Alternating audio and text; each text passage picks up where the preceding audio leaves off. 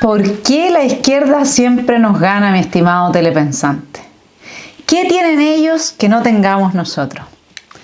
Vamos a hacer un análisis de ese tema porque hoy día más que nunca nos sorprende. ¿Cómo es posible que la izquierda logre transformar una constitución racista? O sea, lo hemos planteado en este canal. ¿Cómo se va a distinguir a los pueblos originarios de los no originarios? El que tenga 1, 2, 3, cuántos apellidos hacia atrás, etcétera. Esto es racismo puro. Una constitución racista que va a destruir a Chile económica e institucionalmente, va a descuajar su tejido social. ¿Cómo logra la izquierda transformar un proyecto de esta índole en la esperanza de gente que ha estudiado, de gente que sabe, de gente que logra entender lo que se está planteando?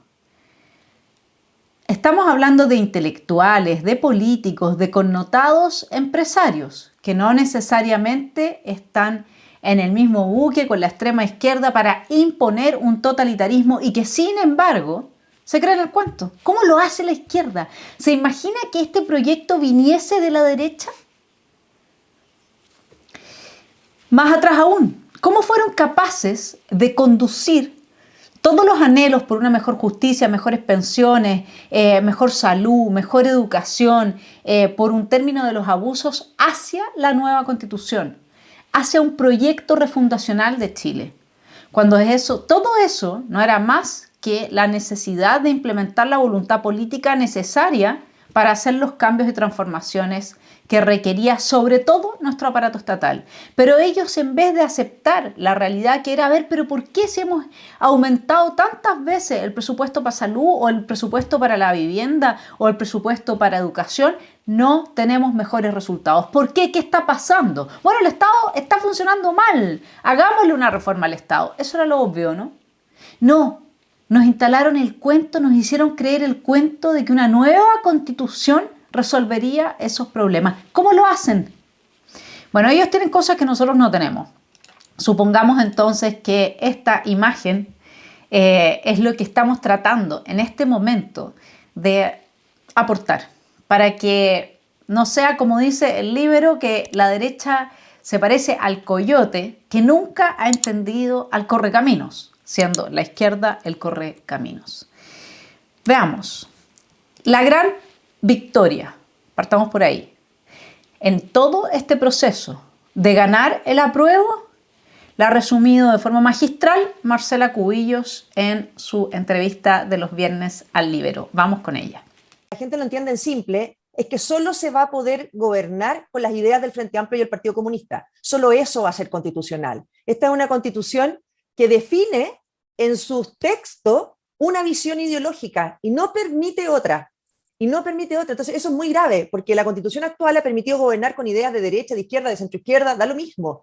Pero con esta constitución, cualquier idea distinta a la que ellos ya plasmaron ahí, que es su propio proyecto ideológico, va a ser inconstitucional. En otras palabras, mi estimado telepensante, el éxito no es ni más ni menos que imponernos su ideología para siempre.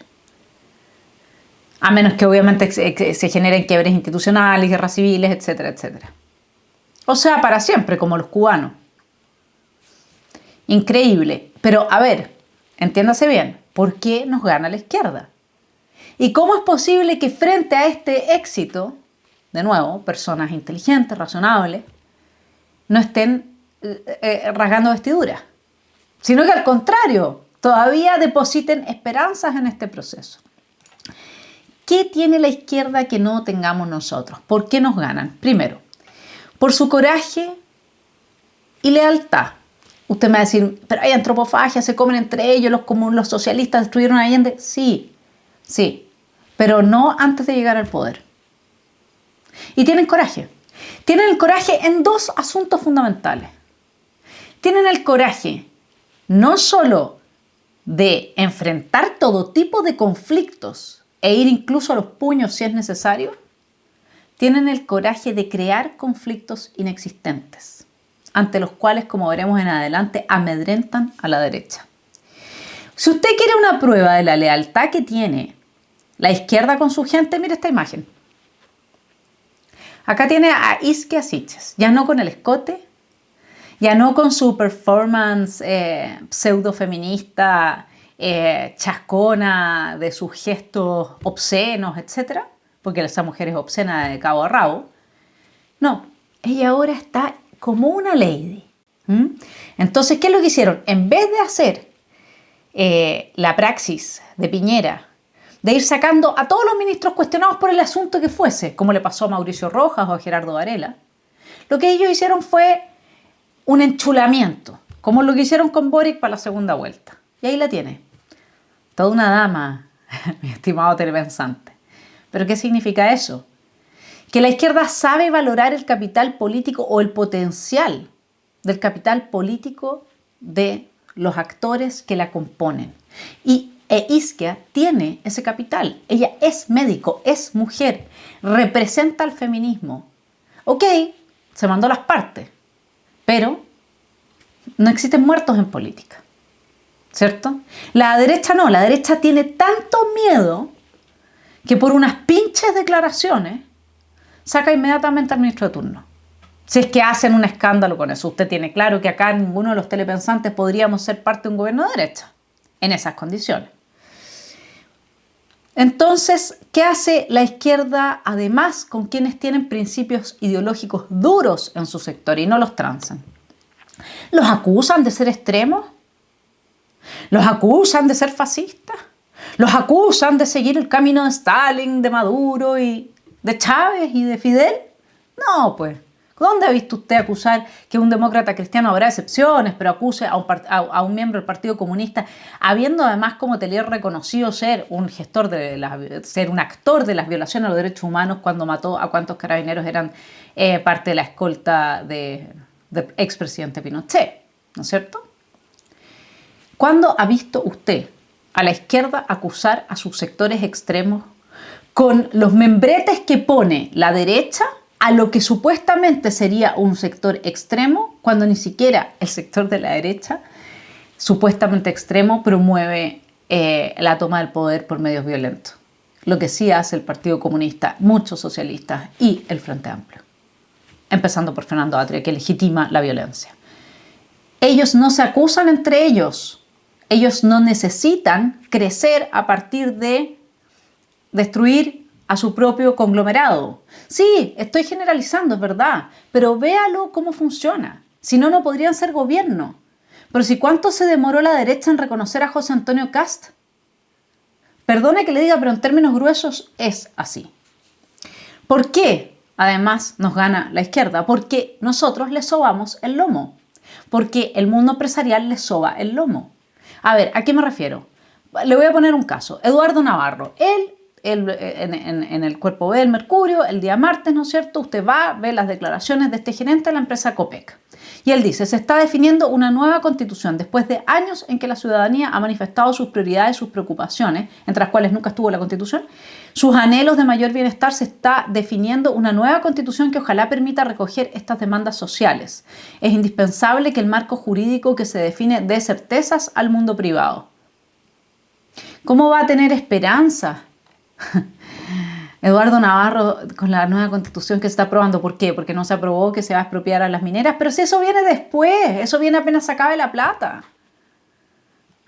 De ahí, Carlos Peña, gran columna de Carlos Peña, se repartió muchísimo, pero aquí lo voy a citar: el Frente Amplio y las fuerzas que apoyan al gobierno y la mayor parte de la Convención Constitucional reclaman en efecto una actitud alerta del Estado ante las carencias de las personas y la desigualdad.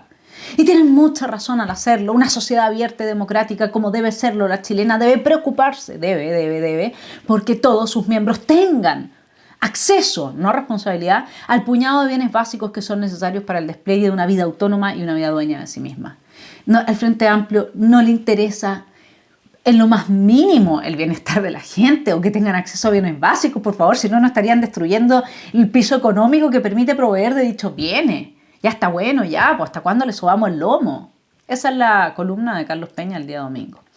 Bueno, vámonos a otro punto. O sea, le sobamos el lomo, ellos tienen coraje y lealtad. Vámonos al tercer punto. Ellos mienten de forma descarada. Y esta es la base del triunfo del apruebo y de la posibilidad del éxito del próximo apruebo, que lo vamos a ver hacia el final con Gonzalo Rojas. Los dejo con Bastián Bodenhofer. Pasa el tiempo y viene la revolución industrial que se origina en Inglaterra. Surge el capitalismo. Las tierras, las herramientas, las fábricas no están en manos del Estado o de las comunidades, no, son propiedad privada. Se crean las grandes fábricas que se llenan de trabajadores y hay libertad de mercado, que significa que cada uno le pone el precio que quiere a las cosas que vende. Uno de los problemas del capitalismo es la plusvalía, que es la ganancia que obtiene el capitalista por su inversión. Por ejemplo, dos personas colaboran para hacer un par de zapatos, el capitalista y el trabajador. Toma, aquí está el cuero que me costó 500 pesos y tu sueldo de 500 pesos. Ya pues, mañana se los tengo.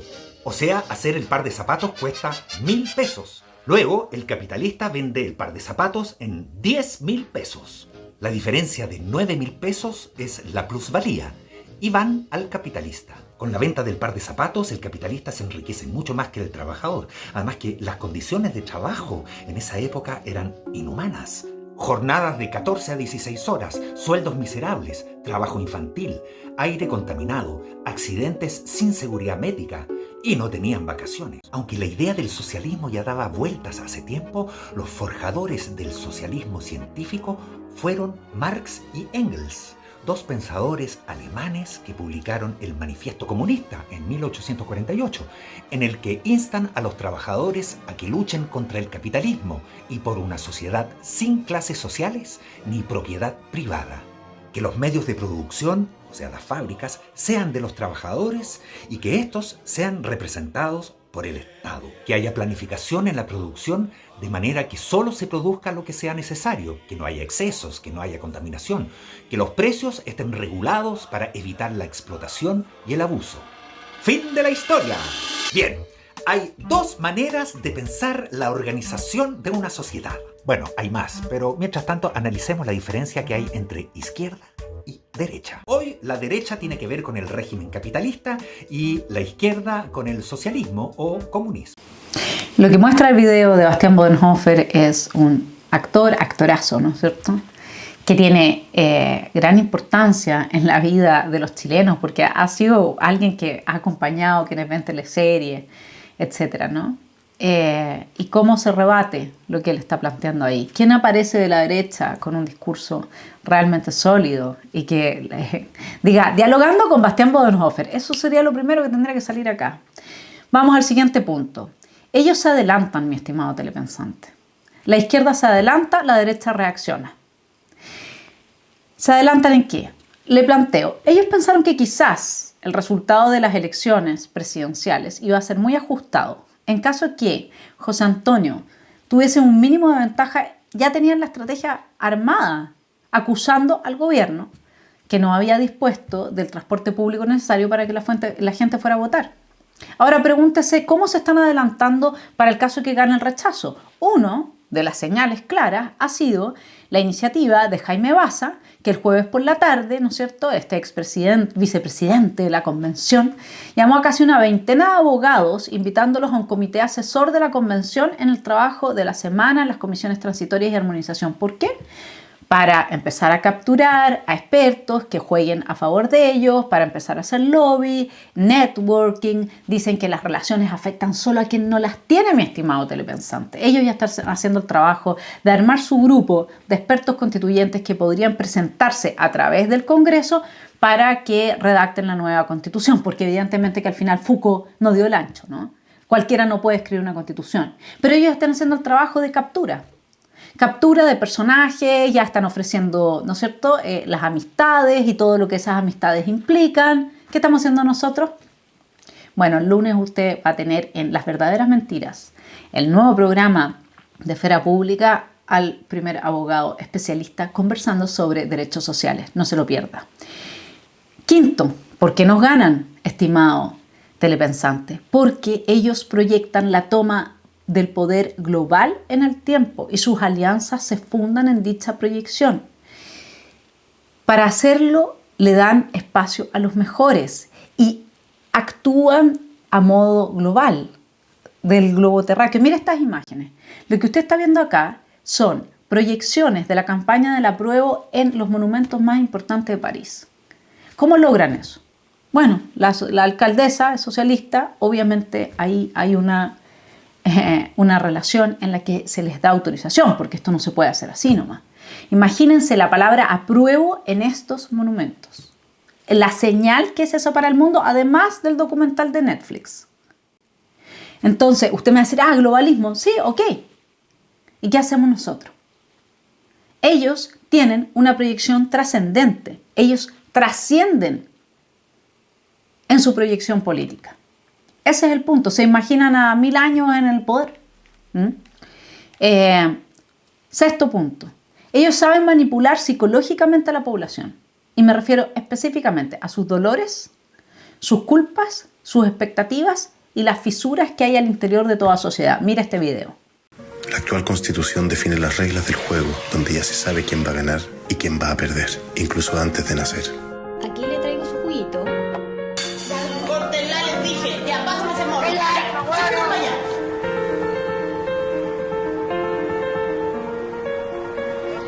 Ya casera, lleve el agua, 500 el agua, chiquillo. A 500 el agua.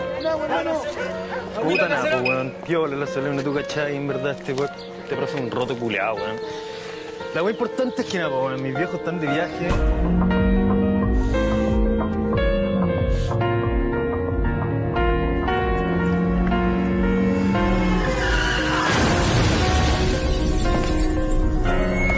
Ya nos cansamos de tanta injusticia y desigualdad.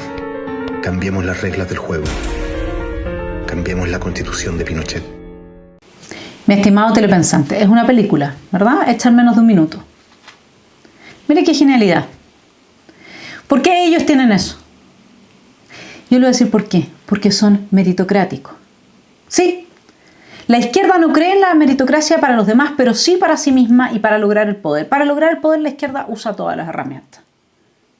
El equipo que está detrás de una propaganda como esa es un equipo que sabe lo que está haciendo. Sabe inventar películas. Y a la gente le gusta creerse los cuentos. Ya lo vimos con el apruebo del 80%, ¿no es cierto?, de apoyo de quienes fueron a votar.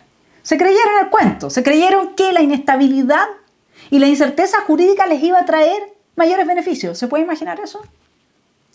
Y eso que ya estaba dicho hace tiempo, para lo que alcanzaba si se repartía el total de lo que tienen las 5 familias más ricas de Chile. Alcanza para menos de 6 meses del presupuesto anual desde antes de la pandemia, ¿no es cierto? Quedémonos con la meritocracia. Déjeme hacerle algunas preguntas, pero respóndaselas a usted. Yo no se las voy a responder porque si no nos alargamos mucho. ¿Qué haría la izquierda si tuviese un grupo de jóvenes que sale de la nada, arma un canal de YouTube y en poco tiempo logra más de 60.000 suscriptores? Ellos solos. Hablo del Baquedano. ¿Qué haría la izquierda si entre sus filas habitara una mujer que ha sido víctima del terrorismo toda su vida y que sabe mejor que pocas personas cómo funciona el narcoterrorismo en la macrozona sur? Hablo de Gloria Navellán. Mire, déjeme adelantarle una pequeña respuesta, pero haría cualquier cosa menos expulsarla. Le daría cancha y cámara en todas partes.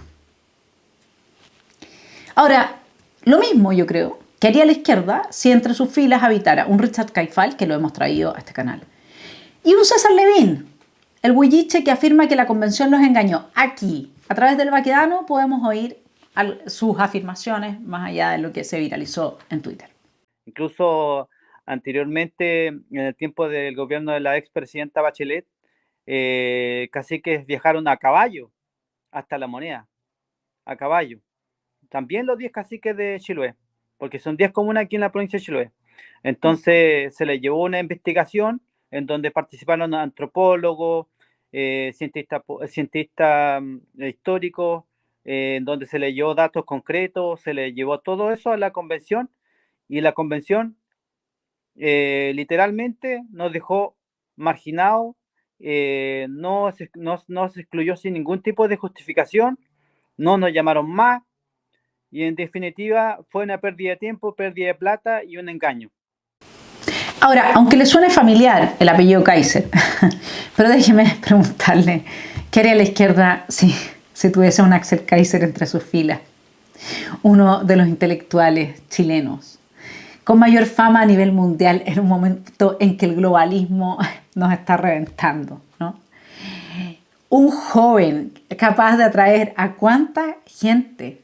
Piense usted que el libro de mi hermano lleva primero en ventas en los últimos 6 meses y es un libro de economía. Lo ha leído mucha gente. Entonces, cuando dicen, no, es que todo eso solo queda en la élite, no es así. Hay mucha gente que hoy día está leyendo y que está comentando. ¿Qué haría? Le vuelvo a preguntar. La izquierda, con un Axel Kaiser entre sus filas. Yo creo que estaría invitado a todos los centros de estudio. Yo lo invito a usted a que, además de la FPP, que es el espacio que él creó con la comunidad de liberales que existe, la escuálida comunidad de liberales que existe en Chile, liberales clásicos, ¿no? Vaya a los otros centros de pensamiento de derecha y busque a Axel Kaiser como invitado. Por lo tanto, ¿qué haría la izquierda con un Axel Kaiser? Le pregunto yo a usted. Piense lo que hicieron con Boric y compare. Compare los talentos de Boric con los talentos de mi hermano. Es mi hermano. Y es verdad lo que estoy diciendo. Bien. La izquierda es meritocrática. La derecha no. ¿Qué más tiene la izquierda por lo que nos gana? La izquierda ha sabido infundir el miedo. Se tomaron todas las universidades y a través del asambleísmo se impusieron. Generaron el quiebre de toda la institucionalidad que existía al interior de las universidades, la genuflexión de las autoridades en favor de sus causas, a favor de sus causas.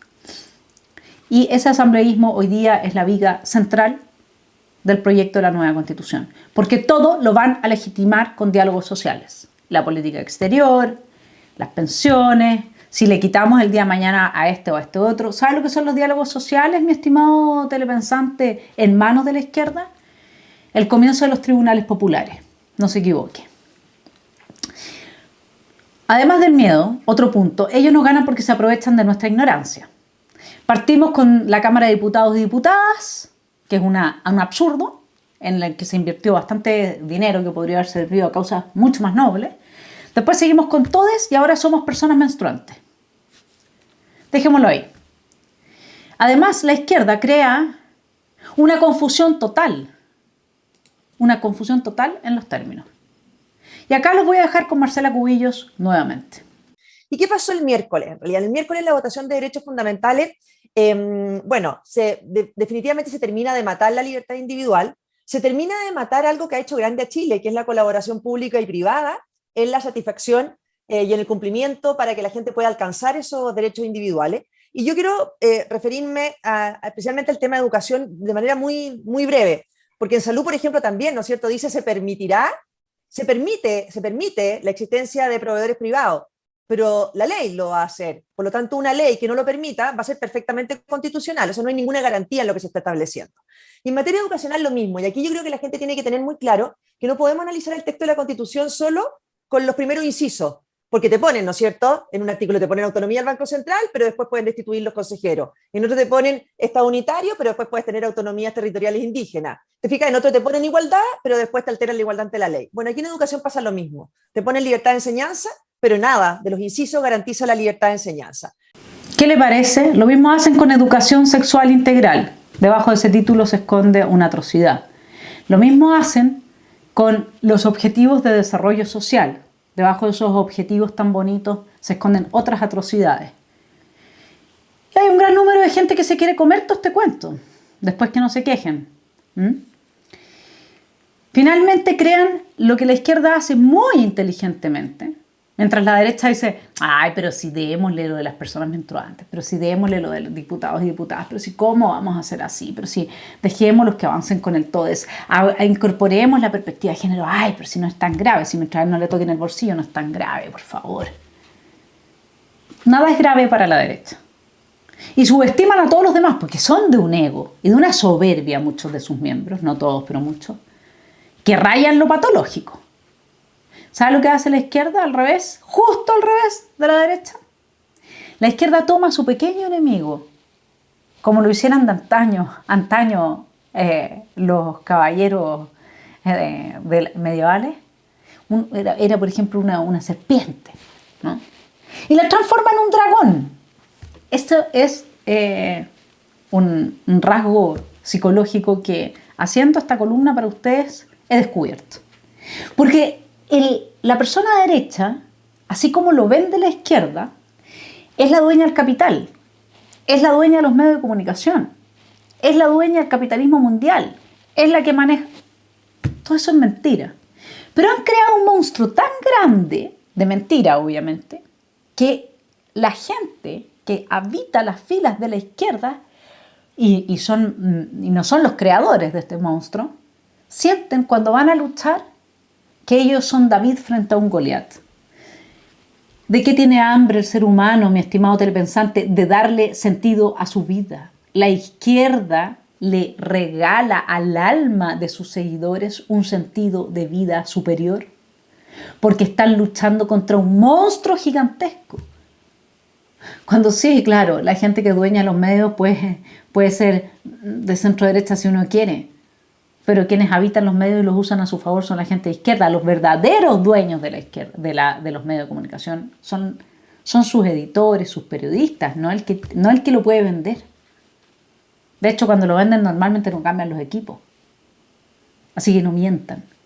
Es bueno, la mentira, ¿no? Así es como la izquierda le da sentido de vida a quienes luchan en contra de este dragón gigantesco que en realidad es una total y absoluta mentira, porque la izquierda miente de forma descarada. ¿Qué es lo que, en definitiva, resumiendo, tiene la izquierda? La izquierda tiene coraje, capacidad de crear conflictos inexistentes, desde lo que sacar el capital político, lealtad, imagínense el conflicto entre hombres y mujeres. Por Dios que lo han explotado. Y ahora tienen a todas las mujeres de izquierda. Porque si es ser feminista tiene que ser anticapitalista, porque el capitalismo es la base del patriarcado. Toda feminista tiene que ser de izquierda. No, es que Vanessa, no, sí, créamelo, es así.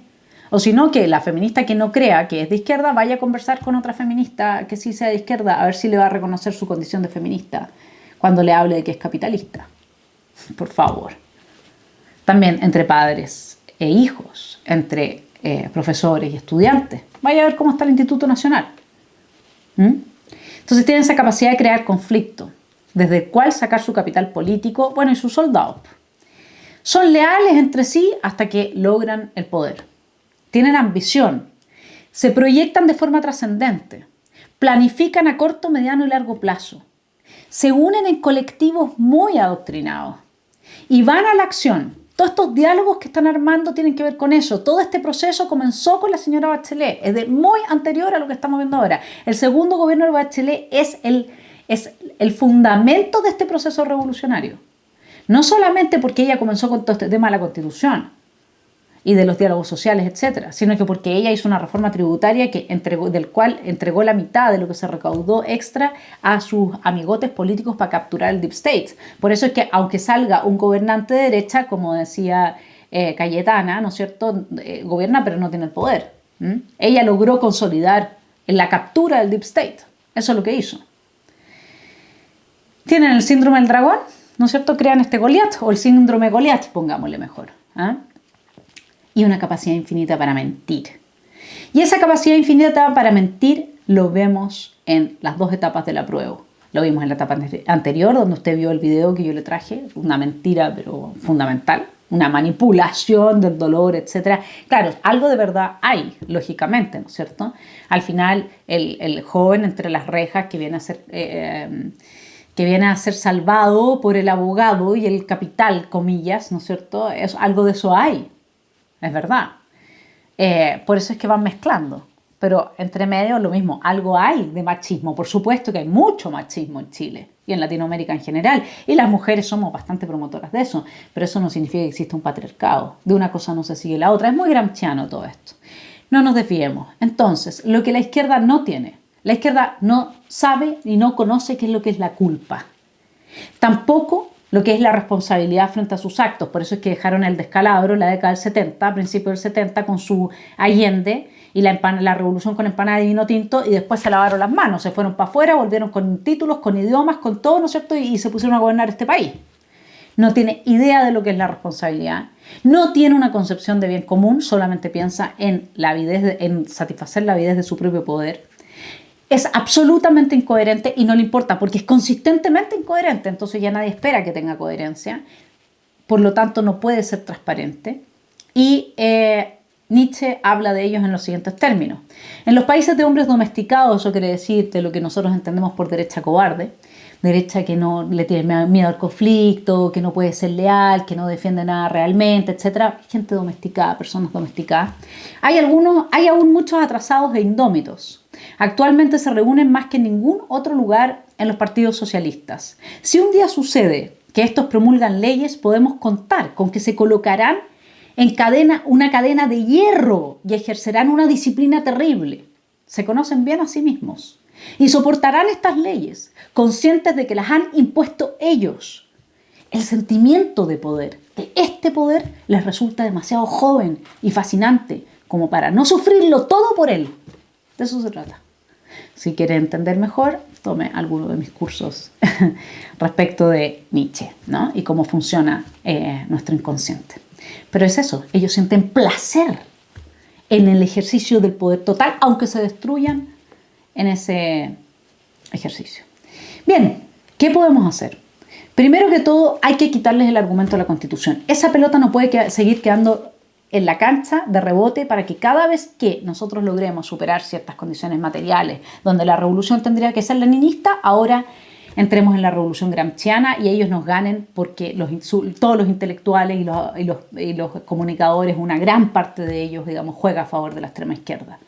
Me escribe entonces Pablo es un Patreon, una persona que me apoya por Patreon, y me dice lo siguiente: tremendo episodio con la gran Gloria. Lo que eché de menos fue una explicación de por qué piensas que de ganar el rechazo el día 5 mismo necesitamos esta lista para el comité de expertos. En tu nota anterior defendías la premisa de que la Constitución vigente fue deslegitimada con el triunfo del apruebo. Yo cuestiono eso, por la ilegitimidad del proceso mismo y por las carencias cognitivas de nuestro pueblo. Además, mucha gente votó apruebo simplemente para parar la violencia.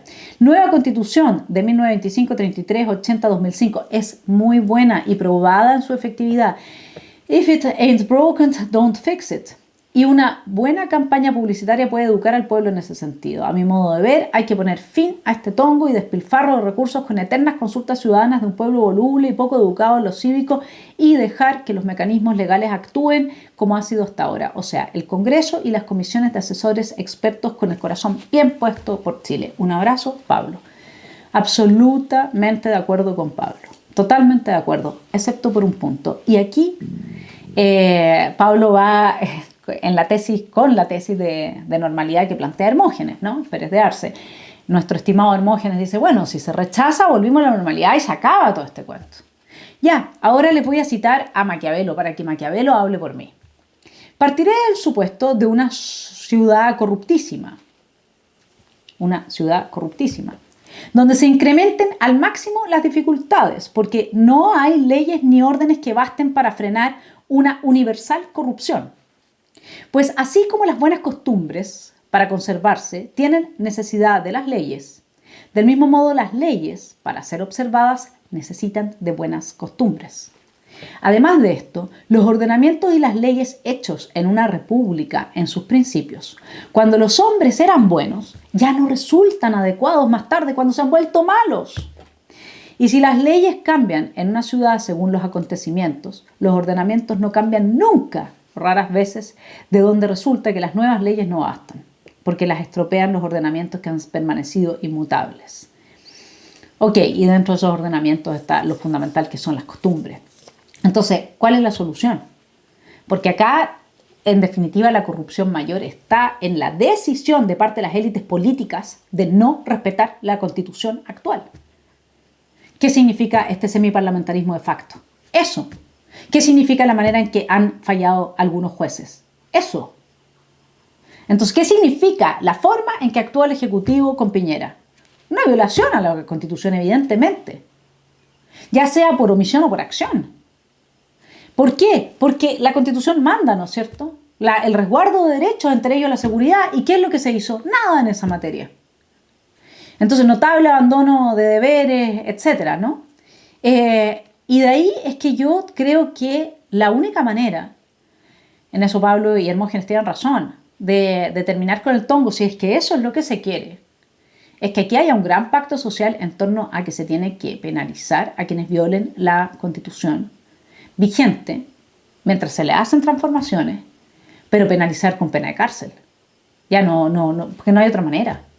¿Qué le pasa a un parlamentario hoy día que viola la Constitución? Nada. Ese parlamentario tiene que perder ipso facto su fuero. Y quienes salen a la calle e incurren en delitos terroristas, etcétera, también tienen que inmediatamente sentir el peso de la ley. Pero nosotros tenemos que hacer una reforma a la Constitución que permita o que como lo consolide la legitimidad de dicha Constitución a través de la aplicación de las leyes. La gente necesita leyes porque es la única manera en que no incurre en malas prácticas. Malas prácticas que bajo la denominación de la ley son delitos. Acá se tiene que transformar en un delito la violación a la Constitución, porque si no, no va a haber otra manera si ustedes quieren conservar esta Constitución. No hay otra forma. ¿Es posible eso? No lo sé. Ojalá fuese así, termináramos con el tongo, saliésemos adelante. Lo que no puede pasar es que quede en la pelota, en la cancha a la izquierda, este argumento rebotando para que en la próxima vuelta nos vuelvan a pegar el tiro. Ya convencieron a mucha gente de que el problema era la Constitución. Entonces uno necesita pensamiento extensivo, salirse de sí mismo y de su propia convicción, y en política tenemos que integrar los pensamientos y las percepciones de la mayor cantidad de gente posible, no para modificar la propia, sino que para enriquecerla. Entonces uno puede tener mucha razón, pero la política no es una verdad y ya. La política es en parte resultado de acuerdos. Hay límites, obviamente, no todo es relativo y no todo depende o puede modificarse con acuerdos, pero una parte importante en la política no funciona como en las ciencias naturales. Entonces, a lo que yo llamo es a perder el miedo, definitivamente. Tenemos miedo, perdámosle el miedo al conflicto, perdámosle el miedo a hacer la pega que tenemos que hacer. Usemos esta instancia a favor de ponerle un límite al avance del marxismo neofascista que ha inaugurado el siglo XXI. Traigamos los expertos. Primero que todo, yo no estoy de acuerdo con que se siga con ningún proceso constitucional si los expertos los van a elegir los congresistas, porque eso le va a dejar la pelota a la izquierda de todas maneras en la cancha, se lo digo al tiro. Porque no es que fueron los políticos que nadie quería, los que eligieron a los miembros del comité de expertos, listo, está completamente deslegitimado. Nadie quiere a los políticos en este juego. Los políticos ya perdieron ese poder, no lo van a recuperar, eso no es legítimo. Tienen que llamar a una votación ciudadana para la elección de los expertos. Y los expertos tienen que probar credenciales democráticas. Si no tienen credenciales democráticas como Fernando Atria, tienen que quedar fuera. Así de simple. No va a ser así, entonces no hagamos nada. Pero supongamos que podemos llegar a un acuerdo como ese. Llamamos a nuevas elecciones y los expertos tienen que tener credenciales democráticas. Sí, pues. Si yo para postular a cualquier trabajo se me exigen ciertos mínimos, ¿o no? Entonces yo le respondí a Pablo, vengo con el tema de la Constitución desde los 25 años yo, en la Universidad de Chile cuando estudiaba mi máster en Ciencia Política. Todo el tiempo era la Constitución. A usted no le tocó, pero a mí sí. Por lo tanto, yo sí sé la fuerza que tiene este argumento para derrumbar al país una y otra vez. Esto en el marco de la academia, donde le han dado como bombo en fiesta. En la medida que más jóvenes entraron a la universidad, obvio, para eso necesitaban ampliar la base, ¿no es cierto?, de la gratuidad e integrar a jóvenes, pero no les exijamos nada. No necesitamos que aprendan, no necesitamos que pasen los ramos. Si se echan los ramos, siguen eternamente en la universidad. No es como en Alemania, uno se echa una carrera, un par de ramos y nunca más puede volver a estudiar, al menos en esa área, en el país. No, tengámoslo, porque lo que están haciendo es un lavado de cerebro. Y exijamos a los profesores que no puedan exigir. Si todo esto está muy bien pensado, mi estimado telepensante. Entonces, volvamos. Entre las generaciones mayores no hay una deslegitimación al mismo nivel de la Constitución que lo hay en las generaciones nuevas. Lo que nos tiene que preocupar, nos tenemos que hacer cargo. A los jóvenes los van a manipular con esto para tomarse el poder total. No podemos dejar esta pelota rebotando, es una locura. Quitarle el poder al adversario significa hoy por hoy tener una nueva Constitución legítima. La anterior no la respetan ni los parlamentarios, porque es de Pinochet. y tienen el argumento para no recibir el escarnio público porque es de Pinochet. El comité de expertos puede tomar esta misma constitución, introducir un par de cambios y lavar el tema Pinochet. Pero además sería una tremenda oportunidad para hablar en serio de derechos y deberes ciudadanos, para avanzar en la contrarrevolución cultural. Yo lo veo como una oportunidad. Ahora, como siempre, todo depende de quiénes vayan a ser electos y quién salga en los medios hablando de esto, ¿no? Pero dudo que después de esta experiencia un grupo de técnicos elegidos por el pueblo se anime a otro papelón. Si lo hacen bien, te metes a Foucault al bolsillo, quien dice que todos los discursos valen lo mismo y por eso han deslegitimado la autoridad en nuestra sociedad, por eso la anomia de nuestra sociedad. Nos metemos a Foucault al bolsillo, mi estimado telepensante. Y puedes realmente refundar Chile en los valores de la cultura cristiana occidental. Eso pienso. De lo contrario, necesitamos modificar con urgencia la Constitución de 2005 y quien la viole debe irse preso. Así sin más, mínimo 3 meses, porque no va a haber otro modo. Y la vieja concertación tendrá que salir a reivindicar su obra. Esas son las 2 opciones que veo en el horizonte. Gracias, Pablo, por darme la oportunidad de explicar. ¿Qué más hacer? Acción. Hay que tener un gabinete en las sombras. Esto es lo opuesto del gremialismo, justo el movimiento opuesto. Donde exista un centro de padres de izquierda, tiene que haber uno de derecha. Donde exista un colegio de profesores de izquierda, tiene que haber uno de derecha. Donde exista un sindicato portuario de izquierda, tiene que haber uno de derecha. Tenemos que empezar a sacar la voz, tenemos que hacer espacio para que todas esas grandes mayorías que no están ni ahí con el extremo de esta izquierda asambleísta que nos ha impuesto un proceso que no queríamos, puedan decir, no, nosotros no estamos con ellos, estamos con ustedes. Pero mientras no se crean esos grupos, estamos liquidados. Entonces, gabinete en las sombras. Igual que en Inglaterra, donde apenas se elige al gobierno de turno, el partido que pierde crea un gabinete en las sombras y replica cada uno de los cargos. Nosotros tenemos que replicar cada uno de los comités, etcétera, que existan y que nosotros podamos ver a nivel de las organizaciones sociales. En eso, felicitar a Acción Republicana por los diálogos por Chile. Recuperar nuestras universidades y escuelas. El caso de la Universidad Católica es patético, ¿no? Frente a la discriminación de los fondos del Estado, que todos los académicos sabrán en la Universidad Católica que esa es una forma lenta de liquidar a las universidades privadas, porque introduce competencia desleal en el mercado y van a liquidar a las universidades privadas. Tenemos que recuperar a las universidades. No pueden seguir siendo sedes de los partidos políticos de la extrema izquierda, porque eso es en lo que se han transformado. Aunque cueste que avanzar en la meritocracia, mi estimado telepensante. ¿Por qué cuesta? Bueno, porque la derecha tiene problemas de autoestima salvajes. Al final la soberbia no es más que la contracara de lo que en realidad está pasando a nivel psíquico, que es una inseguridad patológica.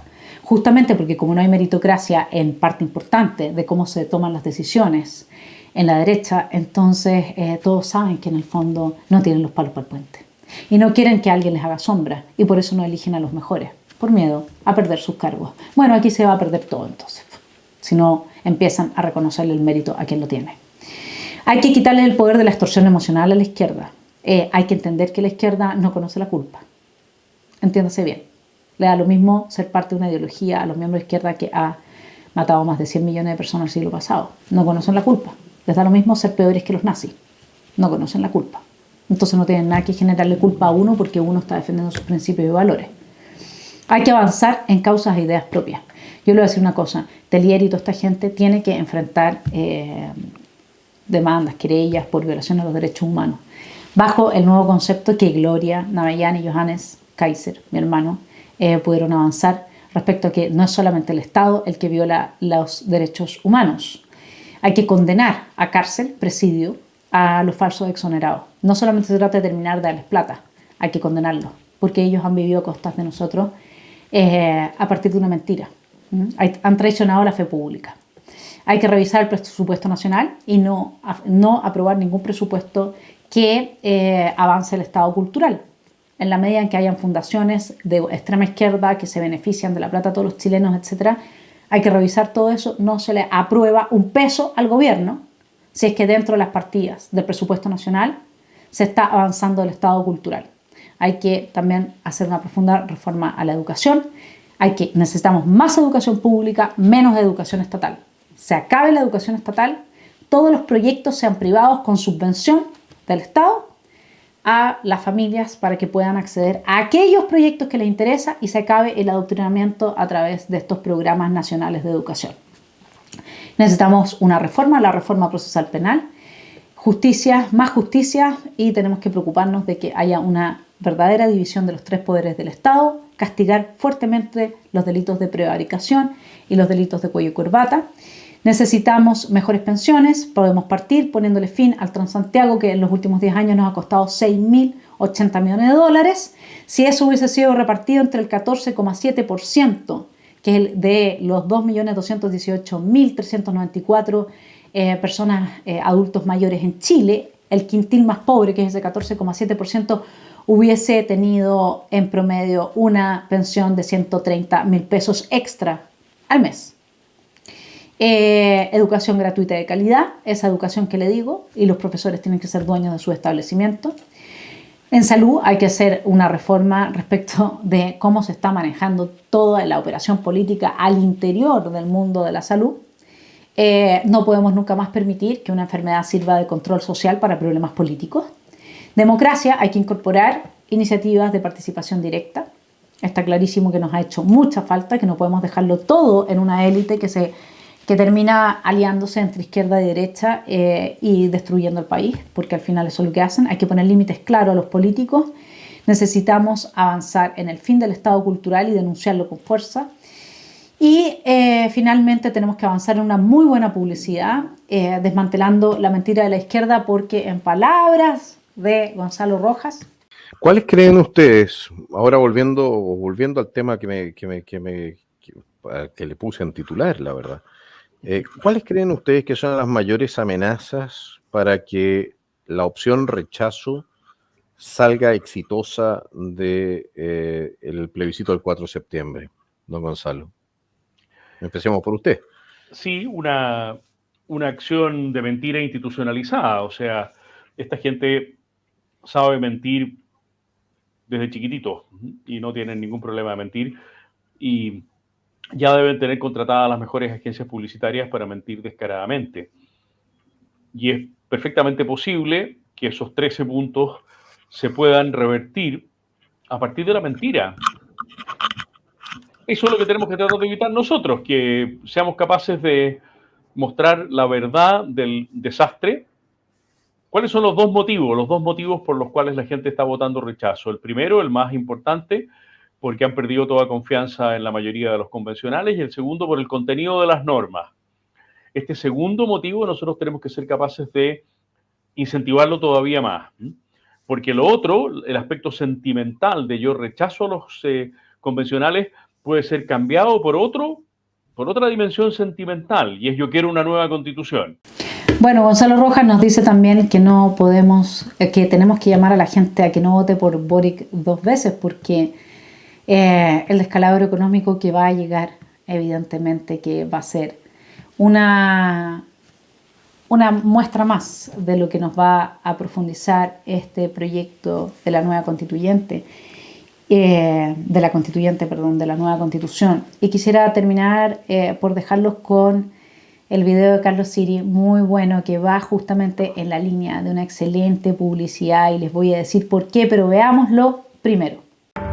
Hola, soy Carlos Siri, dueño de La Fuente. No esta, esta. El barrio ha sido víctima de toda la delincuencia que se desató después del 18 de octubre. Yo no me siento respaldado ni protegido porque todavía no puedo entender que a un grupo de 100 o 200 personas que vienen con esas intenciones se les deje actuar. Tuve el honor de ser invitado a participar en la iniciativa de norma popular que se llamaba Primero las Víctimas. Plasmar en la Constitución como uno de los derechos fundamentales que el Estado fuera responsable, con esa palabra, de la seguridad civil. Logramos juntar 25.000 firmas. Fuimos a exponer a la convención. Quisieron rechazarlo, y eso no puede ser. La Constitución nos tiene que proteger a todos y proteger a la democracia. La Constitución tiene que garantizar la paz en el país, y hasta donde yo veo, eso no está ahí.